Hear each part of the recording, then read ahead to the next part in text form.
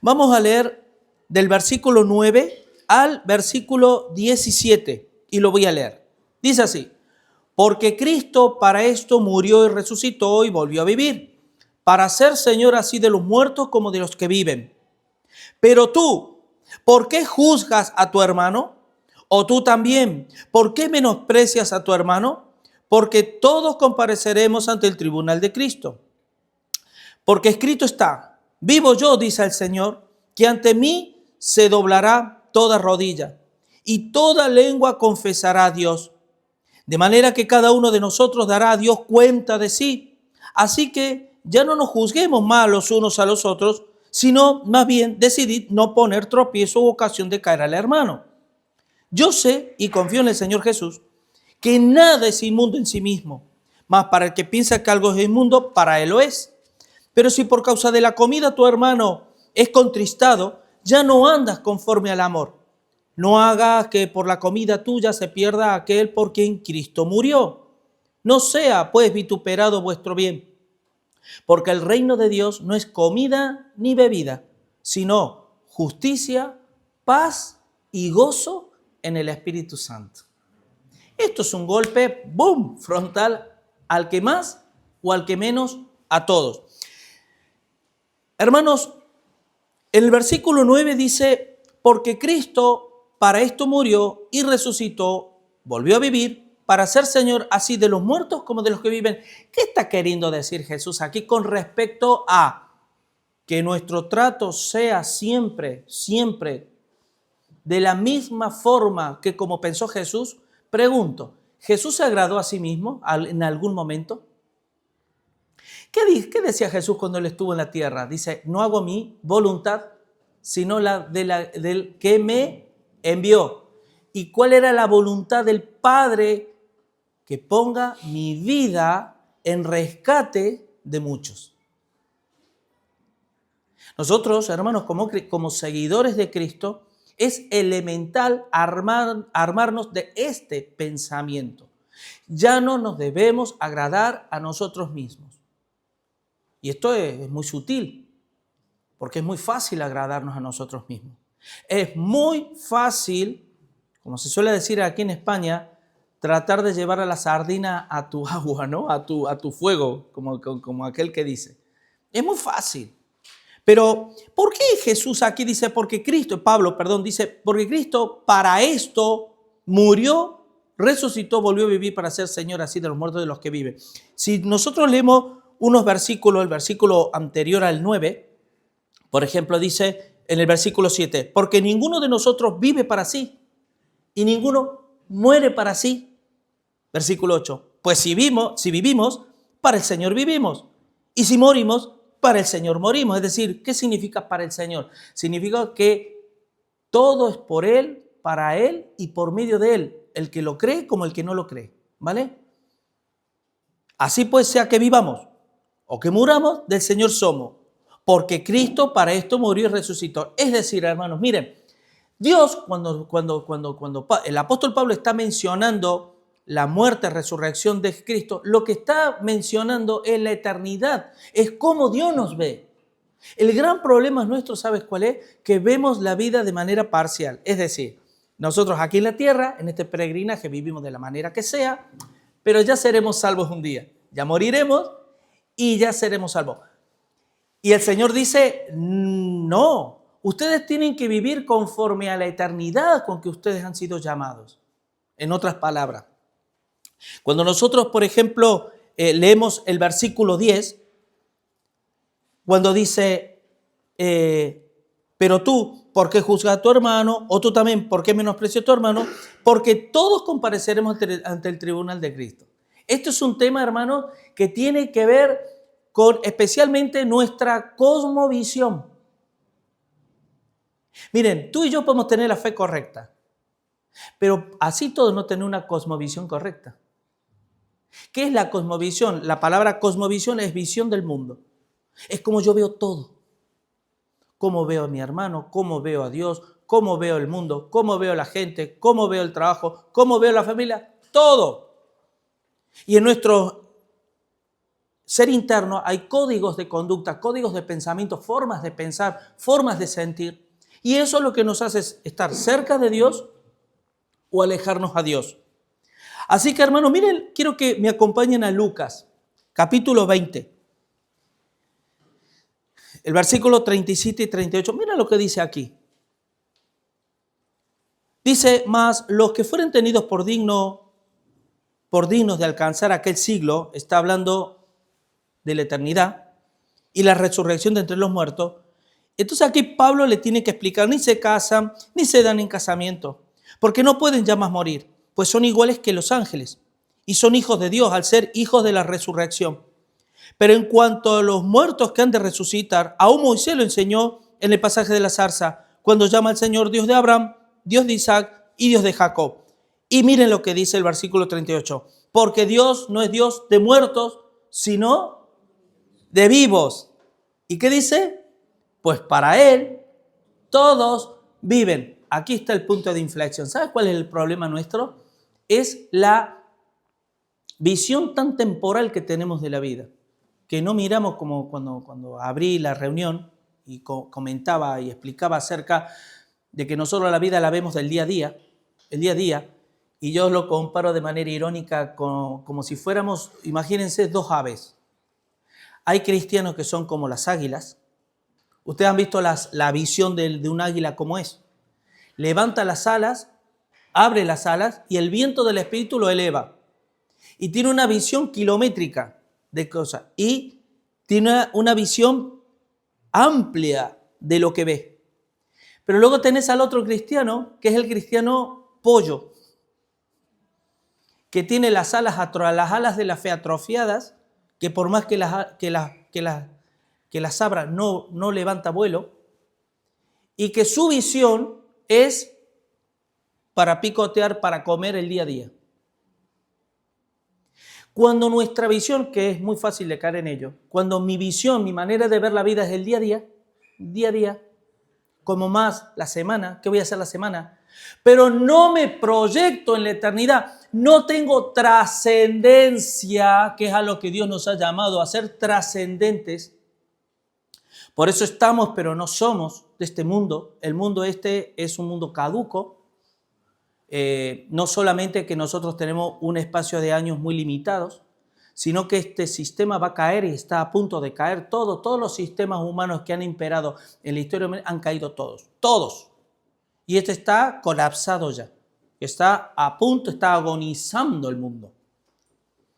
Sin embargo, cuando Cristo vino, una de las cosas que hizo al morir, resucitar y darnos vida eterna es inyectarnos trascendencia en nuestra vida, hermano.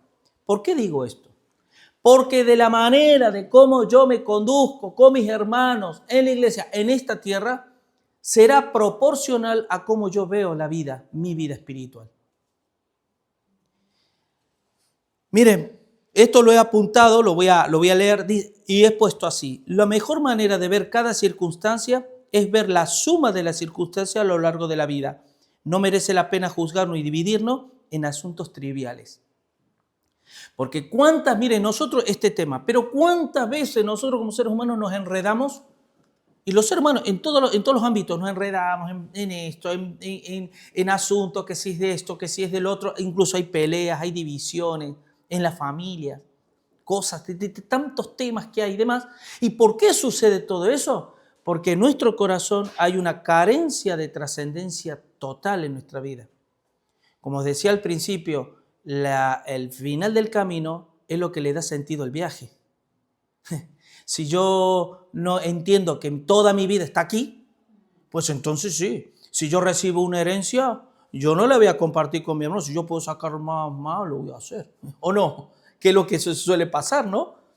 Y si yo puedo pelear en el trabajo por 50 euros más que el jefe me pague y voy a estar ahí o haciendo horas extras, robándole el tiempo al Señor, yo lo voy a hacer. Porque mi vida está aquí y ahora. Así que, hermanos, juzgar al hermano es intentar anular la realidad de que somos aceptados en Dios. ¿Sabían ustedes que nosotros en Cristo no somos aprobados? Somos aceptados. El único que fue aprobado por Dios fue Jesús. el único que no tenía ni un ápice de pecado y que encima pagó el precio por él lo que él no tenía nada que ver. Entonces, delante de Dios, el único que fue aprobado fue Jesús. Y por esa aprobación es que nosotros somos aceptados. ¿Y qué quiere decir con esto, hermano? Cuando yo juzgo o menosprecio a un hermano, estoy intentando anular la realidad de que mi hermano ha sido aceptado por Dios. Es como cuando los versículos anteriores es como cuando decía, ¿y tú por qué juzgas al criado del ajeno? Porque para la voluntad de su jefe estará en pie o caerá, pero Dios su amo o su jefe, que en este caso es el Señor, le ayudará a estar en pie. Nosotros, hermanos, este tema sigue y aquí en el versículo voy a leer del 10 al 13, porque aquí ya entramos en materia de algo que es muy importante que no solo lo recordemos, sino seamos conscientes, es versículo 10 y 13, que es el tribunal de Cristo. Pero tú, ¿por qué juzgas a tu hermano? O tú también, ¿por qué menosprecias a tu hermano? Porque todos compareceremos ante el tribunal de Cristo. Porque escrito está, vivo yo, dice el Señor, que ante mí se doblará toda rodilla y toda lengua confesará a Dios. De manera que cada uno de nosotros dará a Dios cuenta de sí. Así que ya no nos juzguemos mal uno al otro, sino más bien decidimos poner tropiezo u ocasión de caer en el hermano. ¿Sabían ustedes? Pregunto, primero, ¿qué es el tribunal de Cristo? Yo lo tengo que repetir muchas veces. Hoy pulula enseñanzas en las iglesias que no son correctas, no le enseñaron la iglesia en la historia. Aparecieron de repente hace muy poco tiempo y se empezó a hacer muy popular y la gente lo terminó creyendo porque sí, porque nadie realmente se pregunta, ¿no? Según qué cosas. Pero yo digo una cosa, hermano, hay gente que cree que hay 3 juicios, el tribunal de Cristo, el gran trono blanco y el juicio de las naciones. Son 3 juicios distintos. No tiene nada que ver, hermano. Habrá solo un juicio. Por eso la palabra en Mateo 25 dice que en el día del juicio, ¿qué dice en el mismo día del juicio? Apartará, ¿qué? Las ovejas de las cabras, ¿o no? En el mismo juicio. Sin embargo, a los cristianos les llama, ese mismo juicio, les llama tribunal de Cristo. Miren, nosotros vamos a estar sentados no en la silla de los acusados. Nosotros vamos a estar sentados en la silla de los absueltos ya, ¿vale? Porque se tiene que dar un veredicto final. Simplemente ya es Pero va a haber otro sector que van a estar sentados los que son convictos. De ahí viene convicción de pecado. Nosotros tenemos convicción de pecado porque hay evidencias internas de que ya nuestros pecados fueron pagados por Cristo y somos absueltos, tenemos una justicia imputada, somos justificados pues por la fe y por ella tenemos paz para con Dios. Y esa paz la llevamos hasta el día del tribunal. En ese momento, ese tribunal o ese juicio, a nosotros en la Biblia le llama tribunal de Cristo. ¿Por qué? Porque somos los únicos que vamos a tener abogados. El resto no van a tener abogados. Y aún les digo más, en ese juicio, tú y yo, y yo me río por esto porque qué tremendo. Imagínense, quiero que nos imaginemos ahora el día del juicio. Vamos a estar ahí sentados con una paz, porque dice justificado pues por la fe tenemos paz para con Dios por medio de nuestro Señor Jesucristo. Y vamos a ver a nuestro Señor, nuestro abogado, ¿vale? Y de repente vas a ver al juez, es nuestro Padre. Y tú dime una cosa, hermano. En ese mismo contexto de juicio estarán los condenados, estarán los culpables. ¿Culpables de qué? ¿Sabe de qué? De que Dios les quiso salvar y ellos no quisieron. Porque amaban más las tinieblas que la luz porque sus obras eran malas. ¿Vale? No hay excusa, dice la Biblia que no hay excusa, no va a haber excusas delante de Dios. Así que, miren lo que dice el versículo 11. Vivo yo, dice el Señor, que ante mí se doblará toda rodilla. Y dice, y toda lengua confesará a Dios. Dime la verdad, hermano. ¿A ti esta frase de toda lengua confesará el nombre de Dios, no te suena con una confesión de fe?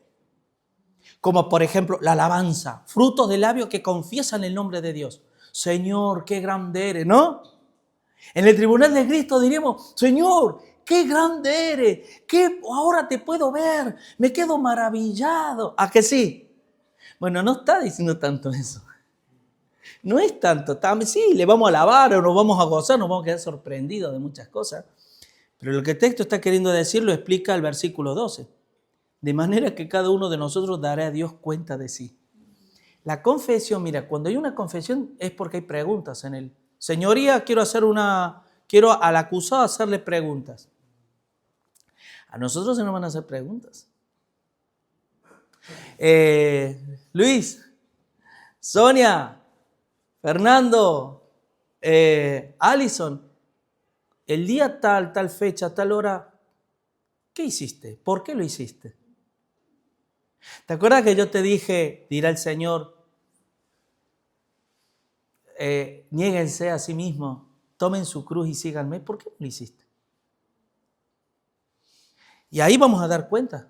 Y no nos pensemos que va a ser como estar delante de una persona cualquiera. Nos va a temblar la rodilla, hermano. Y mi posición escatológica es que todavía no hemos entrado al cielo ahí. Ahí se va a dividir la cosa. Ahí se va a decir tú al cielo y tú al infierno. ¿Qué significa esto? Que todavía no hemos sido glorificados. ¿Saben por qué? Porque si tú lees el tribunal de Cristo, en 1 Corintios 3, 2 Corintios 3 dice, porque es necesario que todos comparezcamos ante el tribunal de Cristo, para que nuestras obras sean probadas por fuego, sea bueno o sea mala, y diga, y el fuego la probará. Y si alguno sobre este fundamento que es Cristo edificare oro, plata o piedra preciosa, el fuego la probará. Pero si alguno edificara paja, heno, hojarasca, recibirá pérdida. Aunque muchos serán salvos, así como por fuego. ¿Puede una persona glorificada pasar por ese estilo de fuego? No. Lo digo para los que, ¿vale? Porque cuando entramos en temas de escatología, hermano, hay que apuntalar muchos conceptos y demás. Pero quiero decir con esto que ¿por qué Pablo toca el tribunal de Cristo en nuestras relaciones? Porque a mí el Señor me dice, Julio, tú no puedes vivir para ti, para agradarte solo a ti. Porque ni vives para ti, ni mueres para ti, porque para mí vives tú. Y yo les voy a decir una realidad a modo de corazón a corazón, hermano. Porque nosotros podemos hacer compendios teológicos. El tribunal de Cristo, la escatología, el trato, la sabiduría, lo que quieras. Pero hablando de corazón a corazón, hermano, si tú o yo, como cristianos, no estamos totalmente enamorados de Dios, apague y vámonos. No vale la pena, lo demás sobra. Porque no se trata de una cuestión de obras. Aunque seremos juzgados por nuestras obras, ¿por qué las obras? Porque las obras evidencian del material con que estamos hechos. Yo no puedo decir a mi mujer te amo, te amo, te amo y no demostrárselo. Aunque a veces ya sabrán por qué digo esto, ¿vale? Ahora no es el tiempo. Pero ella ¿cómo sabe que yo le amo? Porque todos los días se lo demuestro. Aunque haya momentos determinados de la vida que uno se desliza un poquito, porque somos hombres, hermano. Pero ella ¿cómo lo sabe? Porque todos los días lo demuestro con hechos que le amo. Y con Dios, hermanos, a veces cambiamos. Y con nuestros hermanos también cambiamos. Somos diferentes. Ahí se nos va el aire del Espíritu, se nos va no sé a dónde, por ahí. Y patinamos. Hermanos, si nos llevamos bien con los que nos caen bien y juzgamos, menospreciamos a aquellos que no entendemos de nuestros hermanos, no nos distingue. Eso no nos distingue como cristianos. Eso lo hace el mundo. ¿Acaso no dice la palabra qué os distingue a vosotros si hacéis lo mismo que los gentiles? ¿Acaso los gentiles no se aman entre sí? Pregunto. ¿Sí? Un padre a un hijo, entre hermanos, claro que sí. ¿Y no se ayudan? Claro que sí. Y no se hacen muchas cosas que nosotros consideramos como algo. ¿Y nosotros qué es lo que nos distingue del mundo, hermano? Que amamos a los enemigos. ¿Saben por qué amamos a los enemigos? Y escuchen, estamos hablando de la relación entre hermanos. Pero fíjate hasta qué punto. ¿Saben por qué amamos a los enemigos? Porque los vemos con los ojos con que Dios los ve. Porque, hermanos, yo no me puedo... Porque la lucha no es contra carne ni sangre, sino contra las huestes espirituales de maldad en los lugares celestes que operan en los corazones de las personas que andan en tinieblas porque no conocen a Dios. Y nosotros como cristianos no nos podemos cebar con una persona que no conoce a Dios. Más bien nuestra batalla es contra el diablo. Contra él es que tenemos que arremeter nuestra armadura y nuestra espada del Espíritu y nuestras armas espirituales son en Cristo. No son carnales, sino poderosas en Dios para la destrucción de fortalezas, derribando argumentos, altivez, todo aquello que se levanta contra el conocimiento de Dios. Pero no nos ponemos a, me la hizo, se la devuelvo. Entre hermanos, cuidado. Porque saben una cosa, hermanos, miren, si yo no tengo contacto con la iglesia, yo podré creer o podré pensar como, esto a mí yo no lo llevo tan mal, porque no tenemos contacto. Pero si empezamos a tener roce, contacto, no 1 hora a la semana, ahí van a empezar a surgir las diferencias, las personalidades. Y es ahí donde vamos a tener que armarnos de esta enseñanza que el Señor nos está dando. Porque en la teoría, hermanos, mire, sobre papel y tinta somos todos expertos y sabios. Somos todos sabios en nuestra propia opinión. Pero en la práctica, que en el diario vivir, en eso que Dios me está pidiendo y me está llevando todos los días, que es la obediencia, ahí las cosas cambian. Ustedes saben las veces que yo he tenido que aprender el por qué, entender por qué Dios me pedía que perdonara a los que me hacían mal. Todos lo sabemos, pero entenderlo espiritualmente hasta que no lo vives. Porque todos hacemos, muchas veces fallamos a los demás. 1 Corintios 4:5. Dice así, así que no juzguéis nada antes de tiempo. ¡Wow! ¿Antes de qué tiempo? Antes del juicio.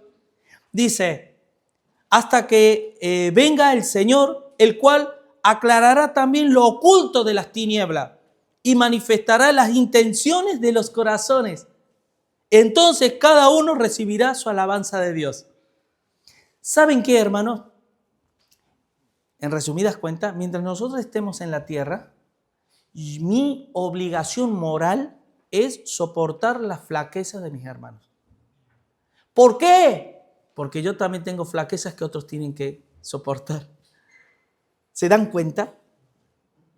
El único que no tenía flaqueza, la cual echó sobre sus hombros el pecado de todo, fue Jesús. El resto me van a tener que, en momentos determinados, hermanos, me van a tener que amar más de lo que mis hechos alguna vez pueda llegar a ofender a alguien.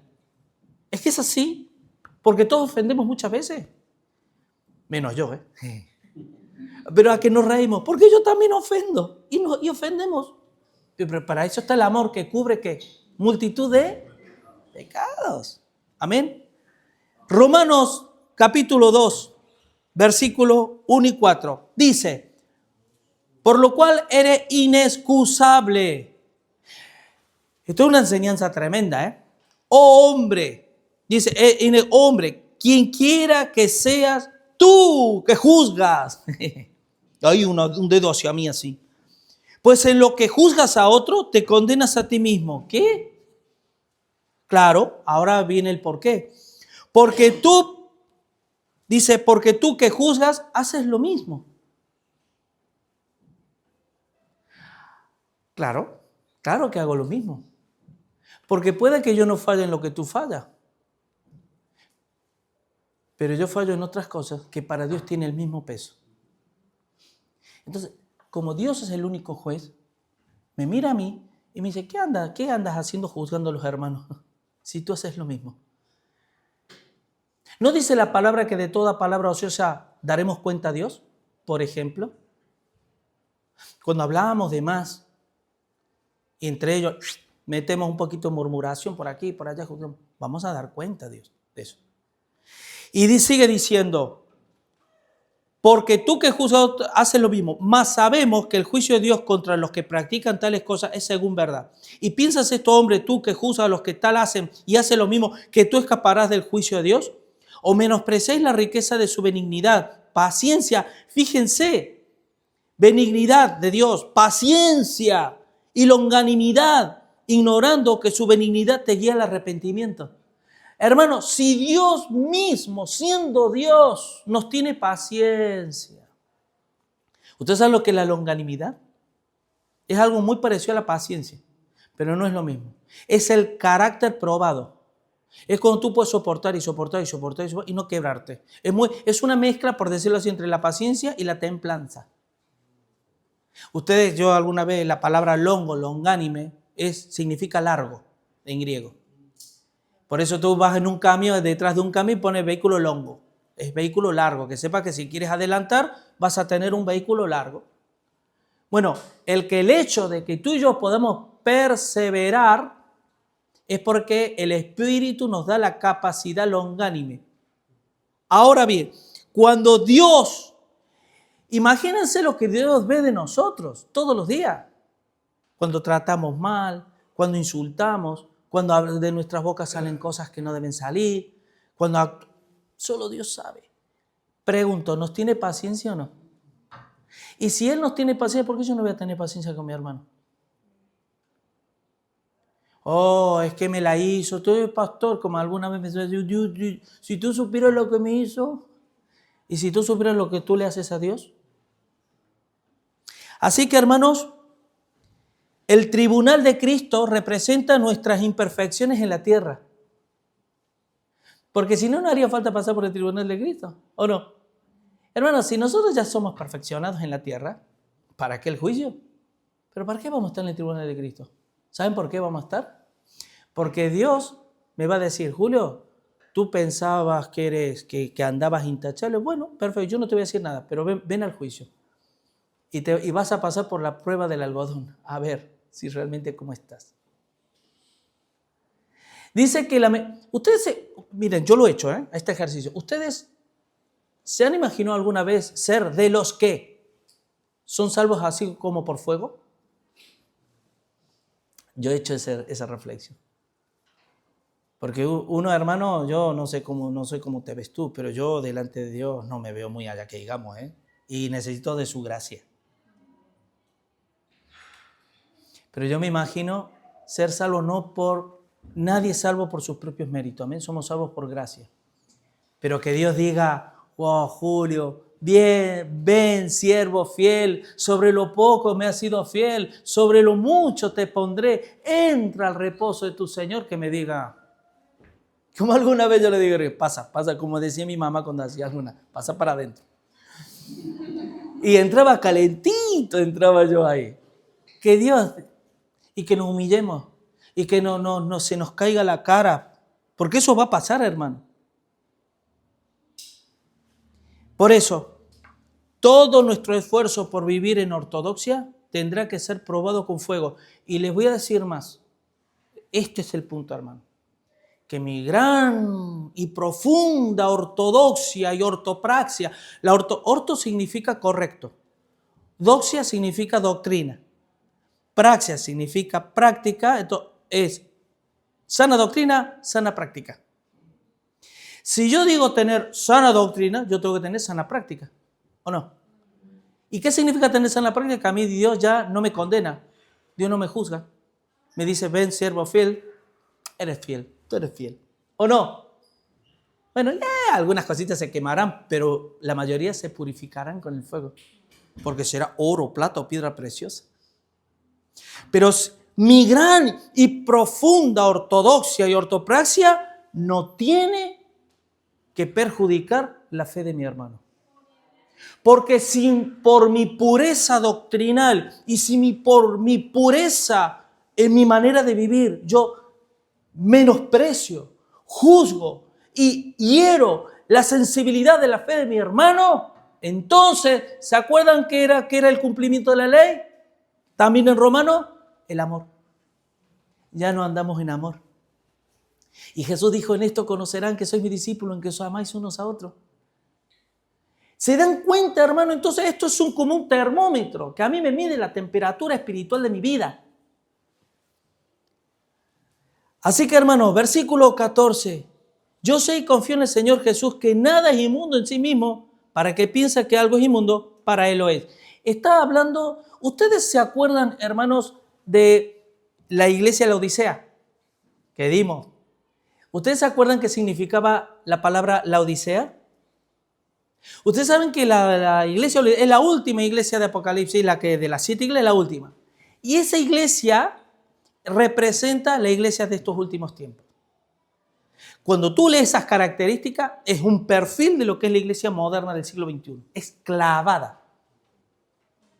¿Y saben cuál era uno cuando Dios le daba el nombre, tenía un porqué el nombre? La palabra Laodicea es de Laodique, es pueblo, lao, de ahí viene, por ejemplo, el laicismo, el laico, lao, es pueblo, y dique es ley. Es el pueblo con sus propias normas. Si yo tengo mis propias normas, aun por correctas que sean, delante de Dios, son mis normas, y esas normas perjudican de alguna forma la sensibilidad o el desarrollo, el crecimiento espiritual de mi hermano, entonces, hermanos, posiblemente se cumpla también lo que dice la iglesia de la Odisea, que dice Jesús, he aquí, yo estoy a la puerta y llamo, si alguno oye mi voz, yo entraré, haré pacto con él y él conmigo. Quizá, posiblemente, que por mis propias normas, ni Jesús entre en mi corazón, tal vez. Y que en el día del juicio Dios me tenga que reprender diciendo, Julio, decía, soy rico, me he enriquecido y de ninguna cosa tengo necesidad. Y Dios me dirá, pues tú eres un pobre, desnudo y desventurado y te aconsejo que de mí compres oro refinado en fuego y unge tus ojos con colirio para que realmente veas, porque está más ciego, ¿cómo se suele decir en España? Que una tapia. Y esa es la vida de muchos que nos autopercibimos, gente de luz, gente de buena ortodoxia, gente que, hermano, si Dios hoy, el Tribunal de Cristo, hiciera una probatina del Tribunal de Cristo, no saldríamos la mayoría, hermano, muy bien paraditos que digamos. Y lo hablo por mí, ¿eh? Por eso hay que ir, dice que quien comenzó la obra en vosotros la perfeccionará hasta el día de Jesucristo. ¿Se acuerdan, hermano, cuál es el cartel que llevamos escrito constantemente que lo tenemos que leer? Yo lo veo, yo ese cartel lo leo, que tú dices, pero pastor, si yo veo un cartel ahí que tú llevas colgado. ¿Se acuerdan lo que decía el cartel? Disculpen las molestias, estoy en reforma. Estamos en proceso, hermano, de que de gloria en gloria Dios nos va completando al carácter, a la imagen de Jesucristo, poco a poco. En ese proceso yo no te puedo juzgar. Y yo esto alguna vez lo puse como ejemplo. A mí me tocó reformar casas. Y a mí, ¿sabes qué era algo típico? Típico, ¿eh? Yo reformaba cocinas y baños y luego toda la casa, pero cocina y baño eso era, vamos. Y cuando, claro, tú entrabas con toda la maquinaria y demás, y ya sobre todo las mujeres que son las amas de casa que quieren su tal, me miraban así. Y yo venía a hacerle un trabajo para que luego esa familia pudiera estar más cómoda y mejor, ¿no? Y decía, oye, no me ensucies, no me rompa. Oye, cuida, mételo tal cual. Empezaba a reformar. ¿Y qué es lo que tenía que hacer para empezar a reformar? Tirar la cocina, tirarla todos los muebles. Oye, y cuando la veían ya había tirado todo y había todo, me venía, oye, ¿y vas a tardar mucho? ¿Y cómo va a ser? Y tal, señora, con estas palabras todavía no he terminado. Ya cuando lo veían, ya empezabas a alicatar todo y demás, ya veían, ya les cambiaba la cara. Bueno, hermanos, ¿saben una cosa? Nosotros estamos en ese proceso. ¿Y quieren que les diga una cosa? Fíjense qué curioso también. Porque hay mucha gente del mundo que aparentan estar en un proceso mejor que el nuestro, ¿sabían? No están en ningún proceso, pero aparentan tener más piedad que nosotros. Son más amables, más dignos, más amorosos, más tal, pero no están en ningún proceso. Les va a sorprender el disparo el día del juicio. Porque el pecado que nos lleva a la condenación no es como somos. Es el haber anulado o ignorado por voluntad propia el regalo más grande que Dios nos hizo, que es haber enviado a su Hijo Jesucristo en la cruz. En eso ya no hay excusa, hermano. Yo podré entrar tranquilamente al cielo como por fuego, habiendo dicho el Señor, pero no me ha dejado obrar nunca. Pero es mi hijo. No está en juego la relación filial. Que por cierto, los que vayamos a estar sentaditos ahí y demás, seremos sus hijos. Será, con el juez habrá una relación filial. Los demás es una relación judicial. Yo no sé cuántos de aquí han estado alguna vez en alguna corte, yo sí he estado. Como testigo, ¿eh? ¿Vale? Que no piensen, hermano. Pero tú, ahí ves, cuidado. Depende de lo que te hayan condenado, te puede caer una que no veas. Y tú veías ahí. Pero tú sabes lo que es estar en un juicio donde dice a tu papá, le hace. Te hace tu padre, que hay una solemnidad aquí, ¿eh? Luego vamos ahí, te voy a abrazar y vamos. Pero aquí hay que guardar. Es que va a pasar eso, hermano. Cuidado. Y eso, practiquémoslo desde ya con los hermanos. Señor, ¿cuál es el gran mandamiento? Amar a Dios. Y el segundo, amar a tu prójimo. Ya está. Como a ti mismo. Así que, miren, hermanos, hay algunos versículos más, voy bien de tiempo, ¿vale? Miren, también una frase he apuntado y quiero leerla. Dios acepta que para cualquiera que quiera pensar que se debe hacer tal o cual cosa como algo digno, siempre y cuando mi percepción no acondicione la fe de mi hermano. Por ejemplo, yo considero que hay que hacer esto correctamente y esto es correcto, perfecto, nadie me puede decir nada, pero desde que pienso hasta que lo hago, ¿voy a perjudicar a alguien? Creo que sí, pastor, al hermanito tal que no lo entiende muy bien, entonces no lo hago.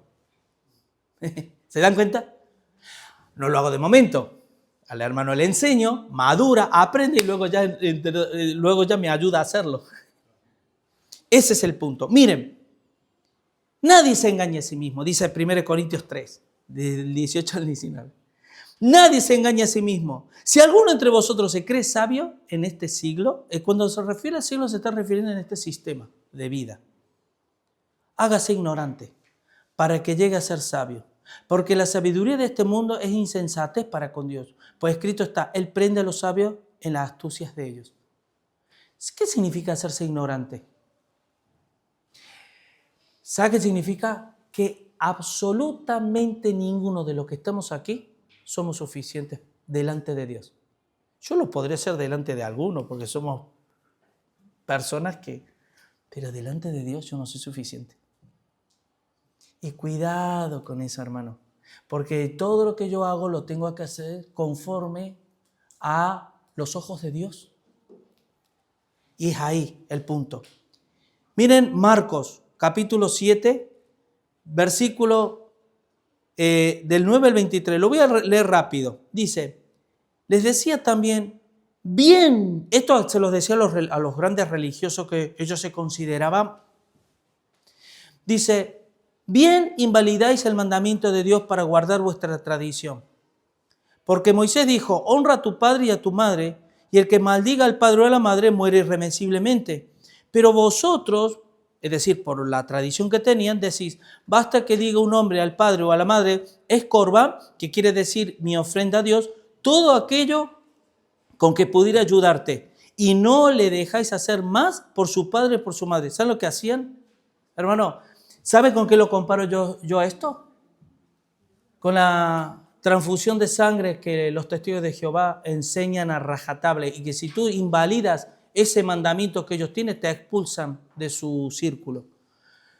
Ellos prefieren que dejes morir a tu hijo sin darle una transfusión de sangre, creyendo que estás haciendo la voluntad de Dios, que es un Dios de ley, que haciendo algo parecido que lo que Jesús hizo por nosotros es entregar su sangre para que nosotros seamos salvados y redimidos. Fue la transfusión de sangre más grande que Dios hizo, fue la de su Hijo Jesús. Y son tan necios, hermano, y perdonen que no los quiero juzgar porque nosotros estamos somos, los seres humanos estamos en el mismo paquete, hermano. No, es que ellos son necios, yo soy sabio. Hermanos, no. El Señor hace así con la vista y ya terminamos siendo necios y nos terminamos mordiendo entre nosotros, ¿vale? Porque vivimos por gracia, es por gracia que todavía nos sostenemos. Sigue diciendo, dice, y no les dejaban ayudar a los padres, invalidando la palabra de Dios con vuestra tradición que habéis transmitido.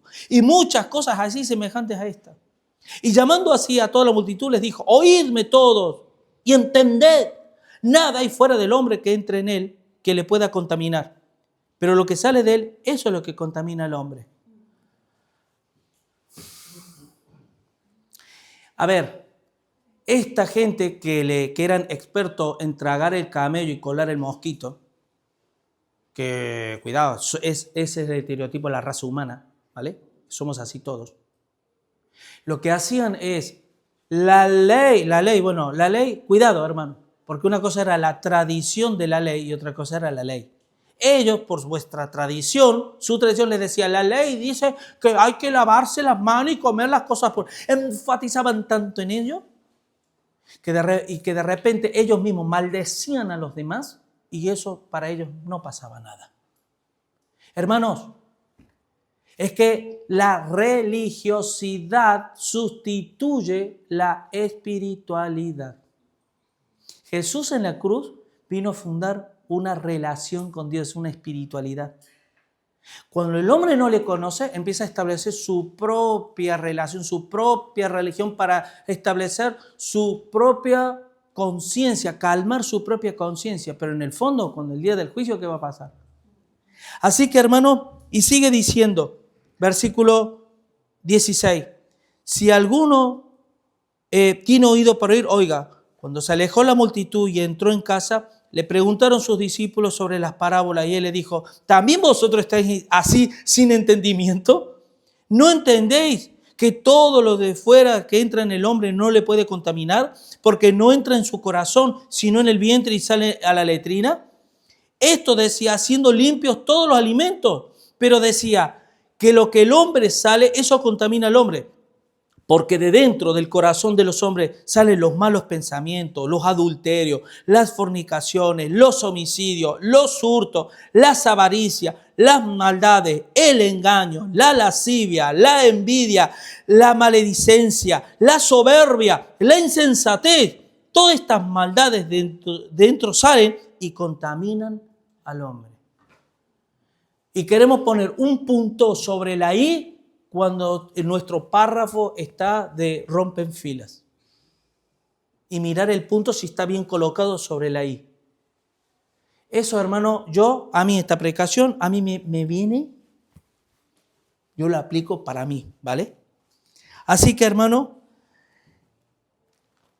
todos tenemos nuestros propios filisteos, con la cual tenemos que luchar, todos. Nadie se libra, nadie nos libramos de nuestros filisteos. Ni a un Pablo, cuando tuvo que rogar, quita de mí este aguijón, bástate mi gracia, porque mi poder se perfecciona en la debilidad. Yo no te lo voy a quitar. Todos tenemos, pero te voy a decir una cosa, hermano, que esto es importantísimo. Y esto lo digo por experiencia. Por causa de mi filisteo, que Dios permite que lo tenga, a veces, como no peleo la buena batalla de la fe, me dejo vencer por las cuestiones, por las ataduras y las áreas de mi vida que me hacen estar en un malestar de tal nivel que yo ya no puedo ver a mi hermano como Dios quiere que lo vea. Y lo que intentamos todos los seres humanos es proyectar en los demás nuestras propias frustraciones. Claro, Julio, tú estás frustrado porque te están dando bim, bam, las cuestiones, este filisteo que tengo, bim, bam. Y como estoy abofeteado, estoy mal espiritualmente, cuando veo al hermano cualquier cosita que te... Pero no, hermano, coge ese dedo y señálate a ti mismo. delante de Dios, porque más vale que Dios te ayude en eso. No podemos. Somos aceptados en Dios, no aprobados, hermanos. Y ya medio para concluir, no concluir del todo, pero yo digo esto para animarle, ¿vale? Es para que, ahora va a estar entonces ya un poquito más de gasolina.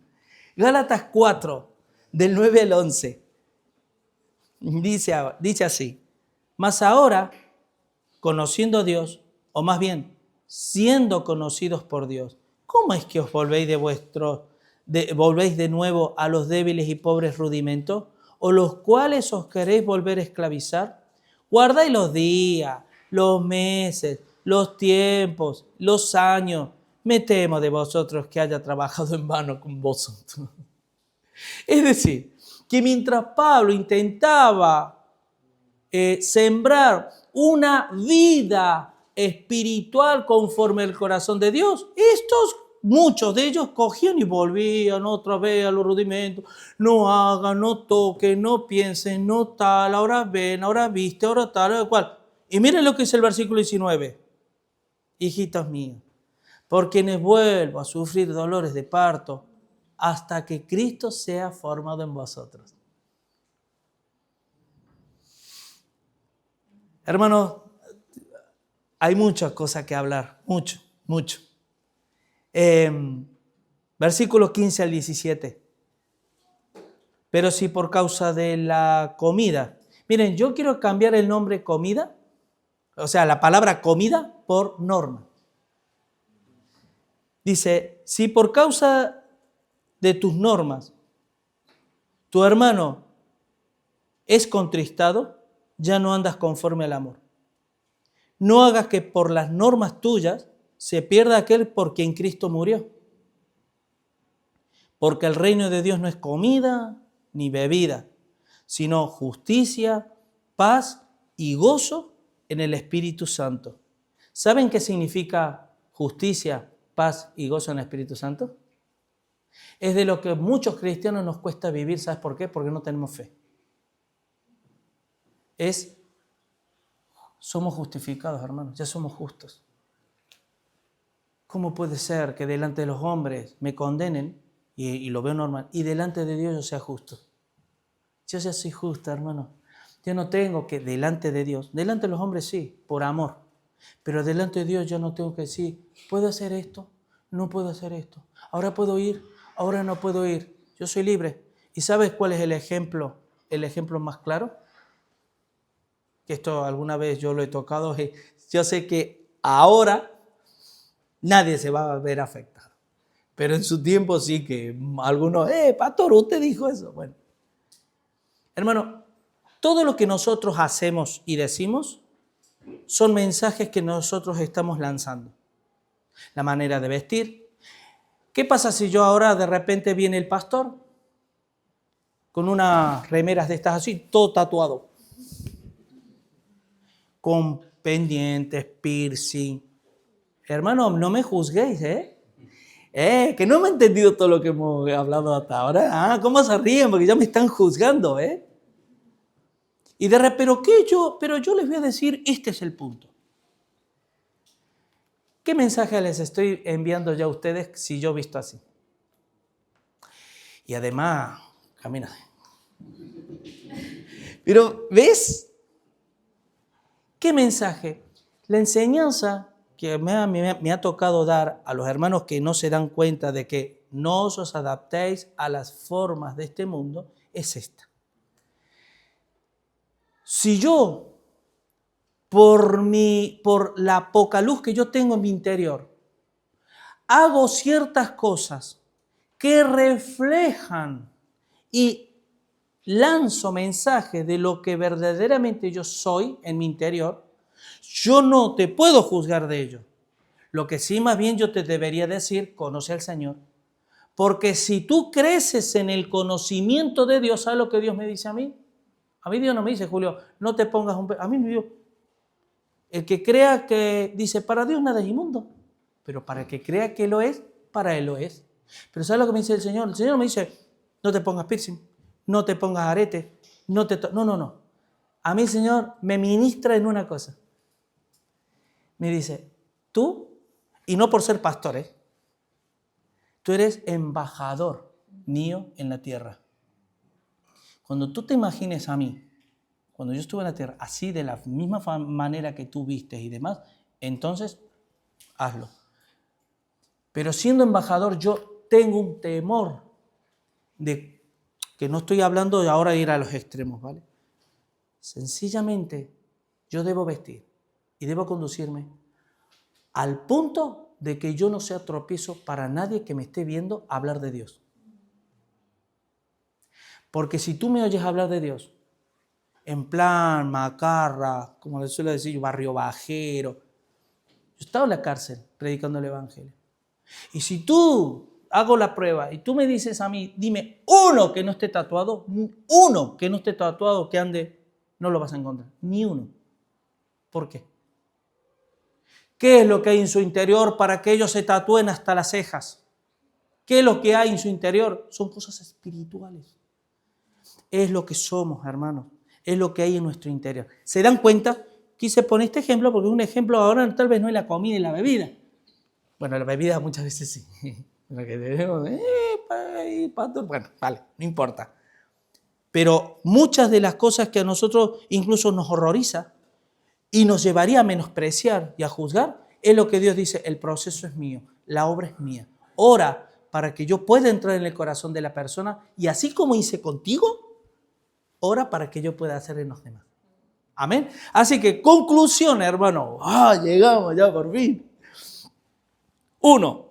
Según la justicia divina, en Cristo somos aceptados, no aprobados. Por eso Dios es Señor de vivos y de muertos. Porque para Dios nadie muere.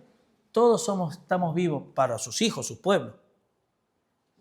Y ese día que tú aceptaste a Cristo en tu vida, es a partir de ahí, incluso antes, ¿se acuerdan la predestinación, el prellamamiento de Dios, la elección de Dios? O sea, Cristo fue inmolado desde antes de la fundación del mundo. Y en toda esta eternidad, Dios nos ve con los mismos ojos.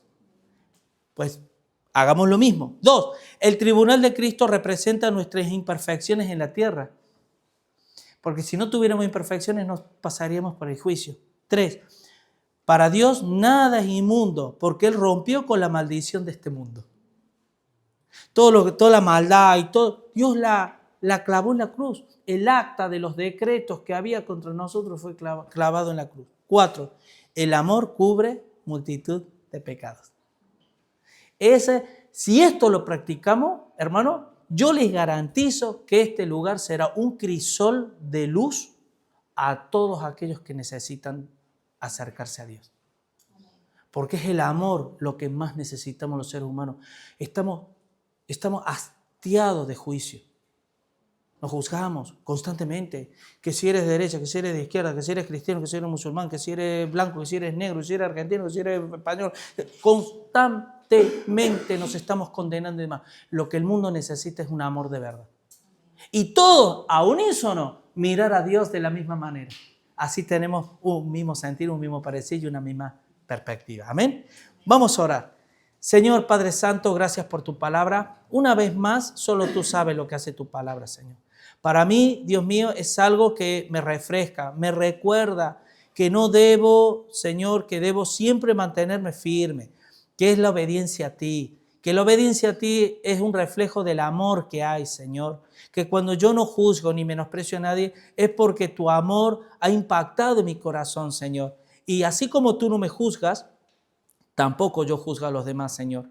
Por eso yo te pido que esto sea una constante en nuestras vidas en este lugar, Señor. Y que nuestro amor, Dios, hacia ti crezca, Señor, cada día, mi Dios. Y que no amemos de palabras, sino en hechos y en verdad, Señor.